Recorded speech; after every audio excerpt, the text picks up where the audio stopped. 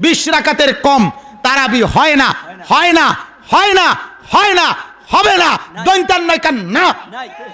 তারাবির সালাতের রাকাত বিতর্ক এড়িয়ে চলুন, রাকাত নিয়ে বিতর্ক করবেন না। 8 রাকাত 20 রাকাত নিয়ে যে মারামারি এই দেশে, এটা শয়তানের ফন্দি। চিল্লায় বলেন এটা কার ফন্দি? আমরা 20 রাকাত পড়ি, আপনারা হয়তো 8 রাকাত পড়েন, কোনো অসুবিধা নাই। আমরা যারা 20 রাকাত আমরা পড়তেছি, আমরা 20 রাকাতের কথাই বলি, 20 রাকাত আমরা পড়বো আজীবন।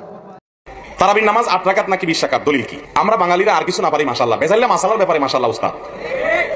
তারাবির নামাজ 8 রাকাত না 20 রাকাত, এটা নিয়ে জিহাদ করে ফেলায়। ফরজের নামাজ পড়ার খবর নাই। খুব ভালো করে শুনে রাখেন, তারাবির নামাজ এটা কি ফরজ না নফল? নফল এবং সুন্নাত। ফরজ ওয়াজিব তো না, ফরজ ওয়াজিব না।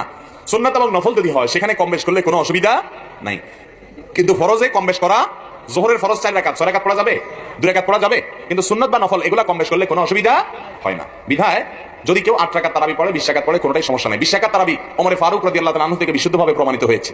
কথা বুঝে আসছে? এটাকে সুন্নাহ বিরোধী বলা মূর্খতা ছাড়া আর কিছু না।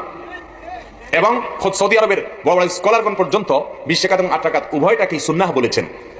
8 রাকাত পড়লেও সুন্নাত আদায় হবে, 20 রাকাত পড়লেও সুন্নাত আদায় হবে, তবে এটা নিয়ে ঝগড়া করলে সুন্নাত আদায় হবে না।